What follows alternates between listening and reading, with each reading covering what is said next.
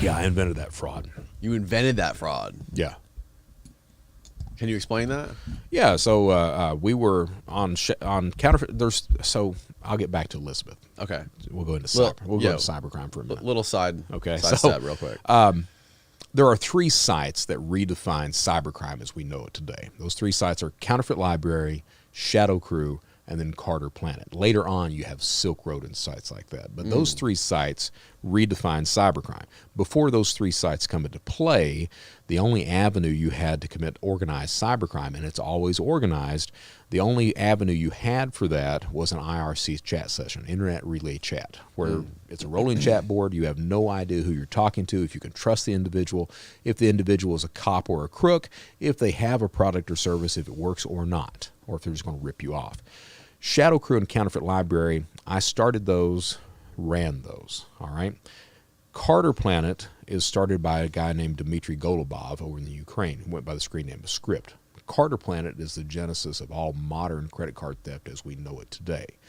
Counterfeit Library, Shadow Crew handles most of those other types of frauds, account takeovers, phishing schemes, tax return identity theft in general, synthetic fraud. All these other types of schemes kind of starts with Shadow Crew, all right, and Counterfeit Library. Okay. It also gives a trust mechanism that criminals can use. So before those sites, those 2 sites come into play, Counterfeit and Shadow Crew, criminals had no way to establish trust with each other, which is a necessity when you understand the way online crime works, because there are 3 necessities to successfully committing online crime: gathering data, committing crime, cashing out. All 3 of those have to work in conjunction. If they don't, the crime fails. So you have to be able to trust people who are good in areas where you are not. So if you can cash something out and commit the crime, but you don't know how to get the data, you have to work with someone who does know how, a cell or anything else like that. Or if you're in a geographic area where you can't cash out the crime, you have to rely on money mules that you can trust. So you have to be able to establish trust with a criminal where you don't know what they look like, don't know their real name, will never meet that individual. Really? Really. So Shadow Crew does that by providing a large communication channel, a forum type structure at that point in time. It's changed over the years a little bit. But the forum type structure is there so that criminals now can reference conversations days, weeks, months old. They can take part in those conversations, learn from them, ask questions. You know by looking at someone's screen name what the skill level of that person is. If you can learn from them, network with them, trust them. We had vouching systems in place, review systems in place, escrow systems in place, all with the singular purpose of establishing trust with one criminal and another. Now, where tax return fraud comes up, I was the top of that heap. I was the guy who ran that stuff, that godfather, like the Secret Service calls me. Where that comes up, the initial databases that we had, because back then you had a lot of PII, personal information, that was just on the web. If you know how to properly search for it or look at databases, you could get all these socials and everything else without having to steal them or pay for them or anything else. Really? Oh, yeah. Oh, yeah. So the first database that I had access to was the Indiana State Sex Offenders Registry. All right. So I'm the first guy that sells. Oh, my God, dude. Oh, yeah. So that Indiana State Registry had the person's name, the mother's maiden, the driver's license number, the date of birth, social security number, address history. What else do you need? You don't. All right. And my idea was, shit, who's going to complain about victimizing pedophiles? Nobody. Right. So what I did was I would use their identities to open up bank accounts. And the only online bank at that point was called NetBank out of Georgia. So I would open up NetBank accounts in pedophiles' names and either use them for personal use to cash out and launder money, or I would sell them online. I'm the first supplier of fraudulently opened bank accounts on these forums and everything. All right, there's a whole list of whole firsts there. So that's the first database that I had access to. We mined that out so much that Indiana starts to remove the PII of those pedophiles. You would sign in one day and all of a sudden, hey, the socials aren't there. So it's like, What year was that? This was 97, 98. Okay, 98, 99. I'm sorry, 98, 99. So the next database we had access to was the Texas driver's license database. That was nice. because you had snapshots of the DLs, you had all the information there and everything else. You could make driver's licenses with all the correct data on there, except it'd have your face on there, not the real person's face, and then use that to commit fraud. So that was the next one. Where tax return identity theft comes from, I got access to the California State Death Index. All right, so huge listing of everyone who's ever died in California. And it comes with their social, date of birth, mother's maiden name, which again is really the only thing you needed back then to commit a lot of different types of fraud. So the idea that I had, these people were dead. The idea that I had was, well, I wonder if you could file for Social Security benefits on somebody who's dead. How does the federal government know that an individual is dead? So this goes into how cyber criminals operate a lot. There's a lot of recon that goes on. You've got to do a lot of study, a lot of reconnaissance, a lot of information gathering in order to commit a lot of these frauds that go in place. These days it's done for you, all right? Mm-hmm. But back then you had to figure all this shit out. So the first question is how does the federal government know someone's dead? Well, the answer is prior to 1998, the family, only the family, had to file a Social Security death benefit, paid like $219, all right? If the family had never filed that Social Security death benefit, the federal government doesn't know they're dead. It's just the number becomes dormant after so many years, but the government still thinks you're alive, okay?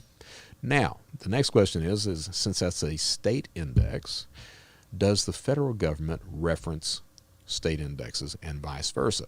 Back then, the answer was no. It was against the law to do that because there's a lot of discrepancies between a state index and a federal index. Mm-hmm. A lot of those people that are listed dead on the state index ain't dead. So you have to be able to make sure that they are before you start cross-referencing with federal and everything else. So why wouldn't they be dead? So what happens is some people are listed dead who aren't. Oh, mistakenly. Really? Yeah, mistakenly. Just happens. Not a whole lot of people, but enough where you can't really trust a lot of these databases. Right. Okay. Trying to get federal benefits. That seems like a crazy mistake. So that's one of the issues there. So you find out first, how does the federal government find out you're dead? That creates a loophole, so they don't think you're dead. So I start to apply for Social Security benefits. Turns out you can't do that because where the social is dormant for so long, Social Security Administration wants you to come in for a physical interview. Well, you're 35, 34 33 at that point. You're that age. You're not going to sit down acting like you're 70 and convince some Social Security guy that you're this guy. So that's out. So the next idea I had was, well, I wonder if you could file income tax refunds on these people, which again comes up with a completely different range of information that you have to get. How does the IRS work? Do they have to get the information from the employer before they issue the refund for the people who are saying they worked for these employers? No, they don't. Even to this day, they don't. You can't get that information in time. So the actual federal government gives you that refund before they verify with the employer that you've actually made that amount of money. Yeah, big loophole there. And at the same time as the federal government doesn't know you're dead, you've got all these employees that can pop up fake, and you start filing income taxes. You keep the dollar amount low, under $5,000, very few flags are raised, and you start filing. I got to where I was filing a tax return. I'd file a tax return once every 6 minutes, do that 3 to 4 days a week. One day I'd plot out a map of ATMs. Every 6 minutes? Every 6 minutes. So you do that for 8 to 10 hours a day. Every 6 minutes. Just bam, bam, bam, bam. File 180 to 220 tax returns per week. 80% of those returns would fund. So now you got to figure out, so you're filing that many, Jesus how do you have them Christ. deposited? Because you start doing research, and tax refund fraud had been around prior to that. But what was going on, people would have this shit deposited to their real bank account. All right?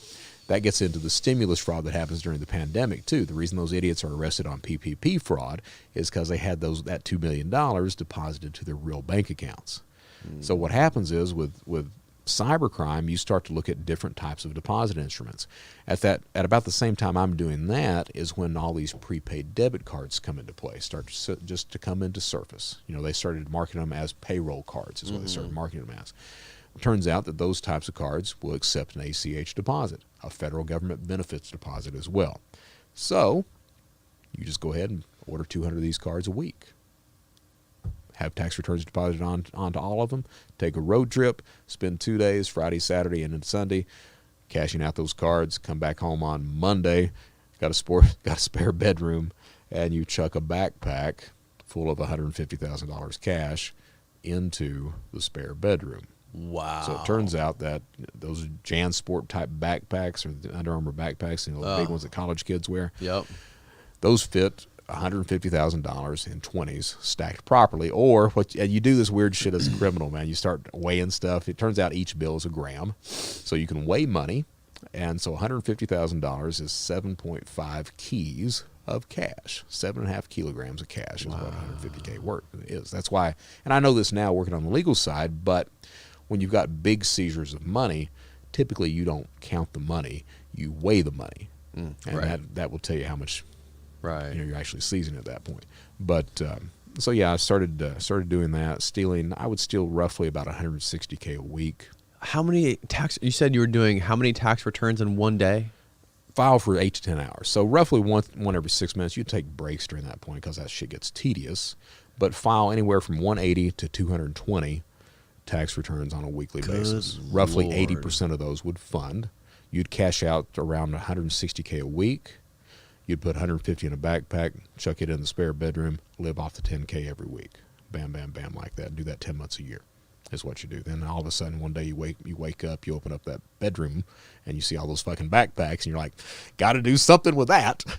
Right. So then it's. Well, were you hiding this from your girlfriend at the time? Well, see, I had my wife at that time, and Susan knew what time that was. Okay. That's where that comes in. You like spending the money, don't you? Well, shut the fuck up. Oh, okay. That was Susan time. Right. Okay. So by the time Elizabeth rolls in, I've already started moving money out to Estonia, to Bank Latico out there. So I have bank accounts in the United States. By this point, how much money had you acquired? Probably about $7 million total is what I stole.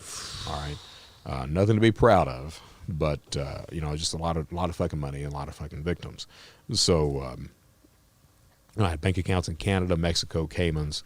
Finally bounced that around enough places that it ends up in Bank Latico in Estonia, Latvia. Did you go to these places and open up these accounts personally? Yeah. Well, physically? some of them you didn't have to. Some of them you did. Like I took a trip to Estonia on a counterfeit passport and everything like that.